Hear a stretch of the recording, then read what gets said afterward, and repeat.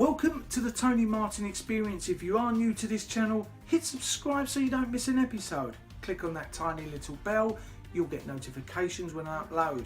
And with that, let's get on. Donald Trump's Muslim ban.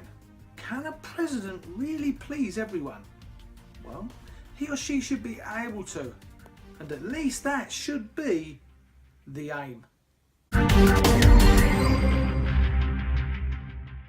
Protests are taking place, the momentum of unrest is gathering pace, and most people are standing united in America over Donald Trump's ban on Muslims.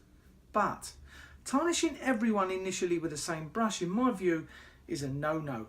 You are putting innocent Muslims in the same box as terrorists, and not all Muslims are terrorists. Once again, another president is creating division in America, inciting racist behaviour. How?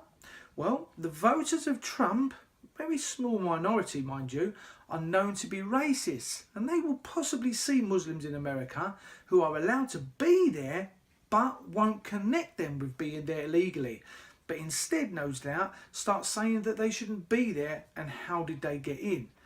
This executive decision will only anger the so-called terrorists even more. They are already, purely on the fact of their own common sense, radicalised. Yet at the moment, there are many undetected terrorists, no doubt, in America who are just ready to use something like this for their cause.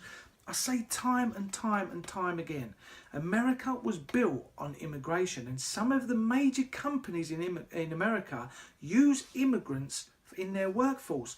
Microsoft and Google are two of the notable companies that has been hit hard by Donald Trump's executive decision. There is now a petition to stop Donald Trump embarking on a state visit to the UK because of this decision.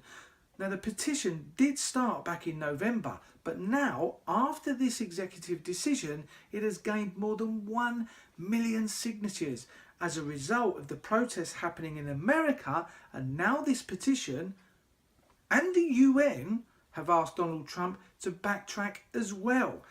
But two of the things for me that spring to mind in all of this is Donald Trump becoming the big bully, getting rid of people and stopping entry to people that he is tarnishing with the terrorism brush. And he is contradicting himself on several issues, I think. He promised to reform Washington and drain the swamp of big money politics, and yet he has said he may not guarantee protection to fellow NATO countries who come under attack. He has said America first.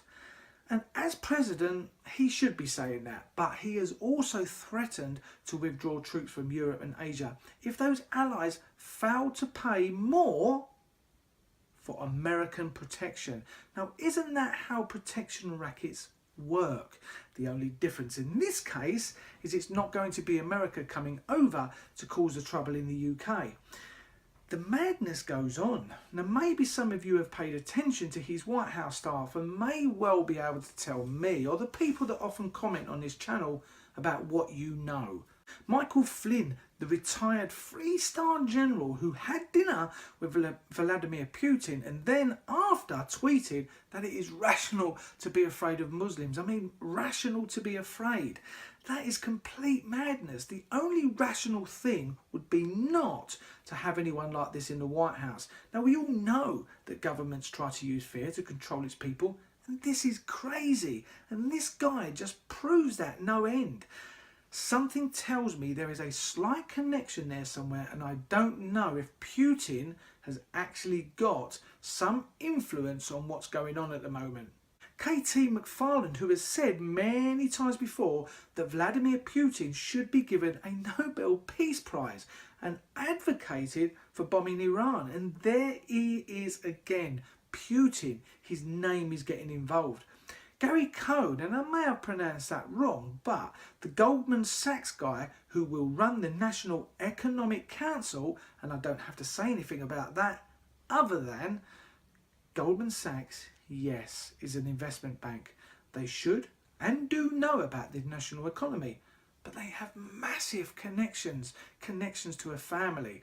You know what I'm talking about. The CEOs and a number of their staff, both employed and ex-staff as well, have the connections. But I'll leave that one for you to look at. What scares me is the fact that Theresa May seems to be cozying up to Trump, and that's fine. We need to keep in with America for trade, but with Trump obviously cozying up to Putin, and it seems they seem to be taking at least the same outlook on social issues, yes, I'm going to say it, especially over women and race. What exactly will Theresa May do to make sure we get a good deal? How far will she go to stay on the good side of President Trump? She hasn't as yet commented on President Trump's stance on torture, commenting that their relationship is special. But how far will that special relationship go when both Putin and Trump try to bend and influence the UK Prime Minister to ultimately benefit any agenda that they have in mind? President Bush done it with Tony Blair. What do you think about what's going on? As I always ask, are you watching this in America? If you are, let us know in the comments what's going on and what the atmosphere is like over there. What are we not seeing here in the UK that's not in the mainstream media? Do you agree with the ban? If so, why? Don't forget to hit that thumbs up if you agree with what was said in this video, or the thumbs down if you don't. Click that subscribe button so you don't miss out. Share this video and other videos on this channel with anyone or on your own social media platform you're on. Let's get this debate and discussion out there, because together we really can have a better political system. A new thing I am doing is a positive quote to finish on, because there is positivity out there. And the positive quote for today is, laundry is the only thing that should be separated by colour. Thanks for watching. Bye bye for now.